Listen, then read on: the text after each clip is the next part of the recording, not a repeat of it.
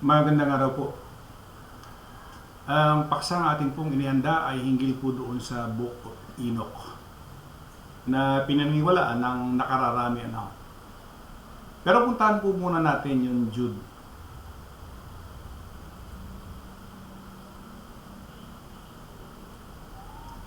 (1:14) At ang mga ito naman ay hinulaan ni Enoch na ikapito sa bilang mula kay Adam, na nagsabi, narito dumating ang Panginoon na kasama ang kanyang mga laksa-laksang banal. Ayan. Ang tanong po natin dito ay, meron po ba talagang Book of Enoch? Kasi po, kaya ako na itanong kung meron po bang Book of Enoch. Ang nakalagay kasi lang po dyan, ayan sabi niya, and Enoch, the seventh from Adam, also prophesied to this, saying, behold, the Lord came with myriads of his saints. Prophesied. Ano ibig sabihin ng hula? Meron po bang nakalagay na may sinulat siyang aklat? Wala po.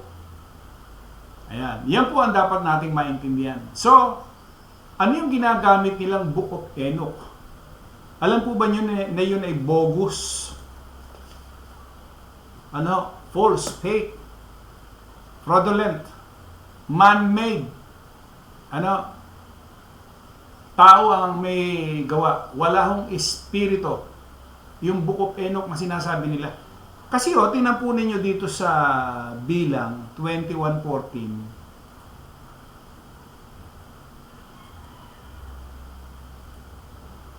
Meron binabanggit dito Ayan.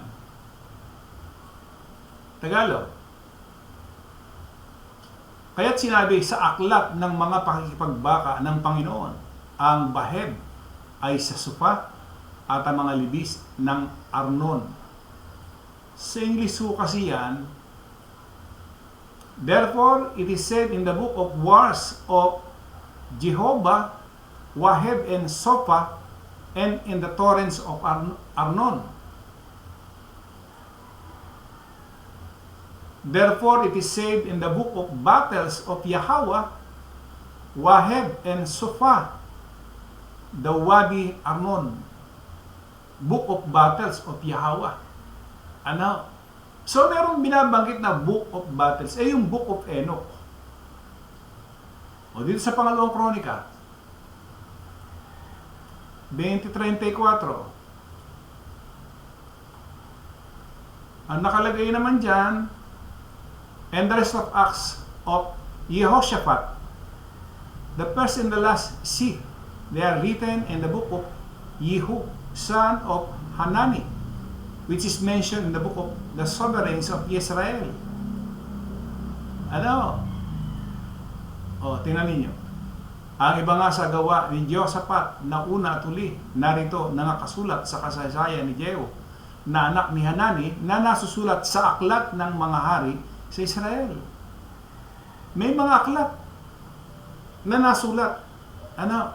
Pero, yung aklat ni Enoch, wala. So, tingnan natin. Titingnan natin. Para doon sa... Ayan. Ito po yung Book of Enoch na binabanggit. Ito ay online.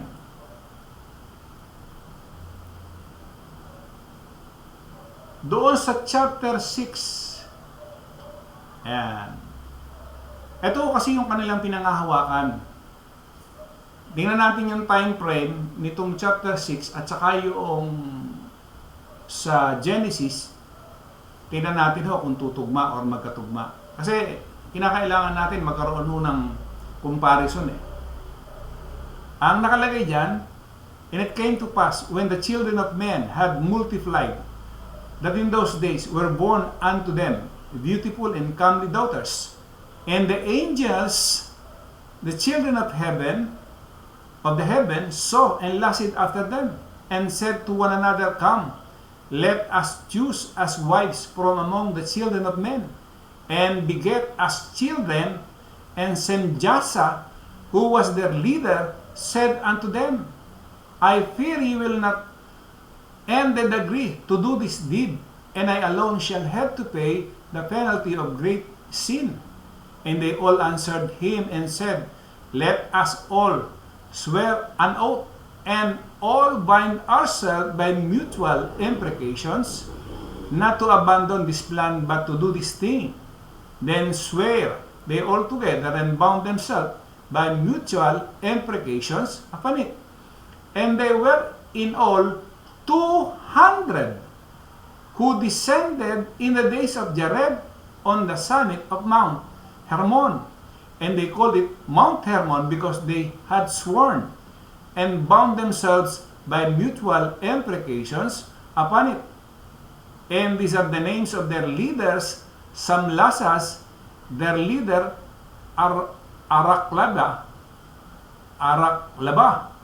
Rabiil, Kokablel, Tamlil, Ramlil, Danel, Isikiel, Barakial, Asael, Armaros, Batarel, Ananel, Saklel, Samsapeel, Satarel, Turel, Jumjael, Sariel. These are their chiefs of tens. Ang time frame po na binabanggit natin dito ay tingnan natin doon sa Genesis 6. Ayan. So dito, ito ay mga anghel, ang wika ha. Nagaling ang wika, bumaba galing sa langit. Ayan. Dito naman sa Genesis 6. At nangyari nang magpasimula na dumami ang mga tao sa balat ng lupa at nangagkaanak na mga babae, na nakita ng mga anak ng Diyos na magaganda ang mga anak na babae ng mga tao. At sila'y nangagsikuha ng kanya-kanyang asawa sa lahat ng kanilang pinili. Doon sa 1 and then verse 2, makikita niya na parang may pagkakahalintulad parehas Yan natin. Balikan natin. And it came to pass when the children of men had multiplied, that in those days were born unto them beautiful and comely daughters. And the angels, the children of heaven, saw and lusted after them, and said to one another, Come, let us choose as wives from among the children of men. Nakita mo ba ninyo? Pagdating doon sa verse 3, ito ang pagkakaiba. Sabi ho dito sa 3, at sinabi ng Panginoon, ang aking espiritu hindi makikipagpunyagi sa tao, meaning, yung mga anak ng Diyos, tao. Hindi anghel. Kasi ang nakalagay yan, at sinabi ng Panginoon, ang aking espiritu hindi makikipagpunyagi sa tao, magpakailanman. Bakit? Sapagkat siya'y may laman. Gayon may magiging 120 taon ang kanyang mga araw. Ang mga higante ay nasa lupa ng mga araw na iyon, at pagkatapos din naman na makasiping ang mga anak ng Diyos sa mga anak na babae ng tao at mangagkaanak sila sa kanila, ang mga ito rin ay naging makapangyarihan ng unang panahon ng mga lalaking bantog. Dito sila nasira Alam niyo kung bakit? Tingnan natin doon sa Strong. Ito there were giants. Ipinagkamalian nila o napagkamalian nila na ang naging bunga nung anak ng Diyos at saka anak ng tao ay higante. Na iniisip nila, kumbaga ay abnormal. May abnormal yung height. Kasi anghel nga ang wika yung mga naging asawa ng mga anak ng tao. So may kwento na. Ipinasok na yung kwento nila. Pero walang ganon. Diyan, ang sabi diyan, giant is Nephil.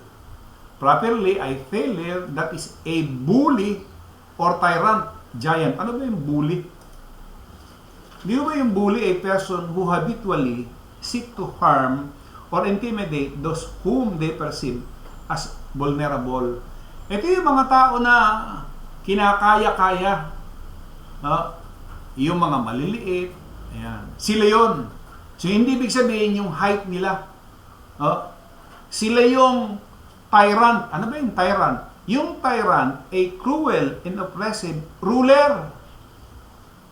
Authoritarian. Dictator. Oppressor. Oh, yan yung tyrant. Hindi yan yung mga matatangkad na nine-footer niyo. O, di nagkamali na sila. Ibig sabihin, yung Book of Enoch ay ano? Bogus. Oh? Fraudulent. Fake. Oh, bakit? Kasi nga ho, kinuha lamang nila yung 1, 2 para lamang palabasin na yung sons of God ay angel. Na ang pinagkunan ay yung Book of Enoch. Samantalang, si Enoch, doon sa Jude 1:14, walang nababanggit na meron siyang sinulat. Nanghula siya, pero hindi siya sumulat. Ano? Ayan. O, konting kalaman sa kasulatan. Maraming pong salamat sa inyo lahat.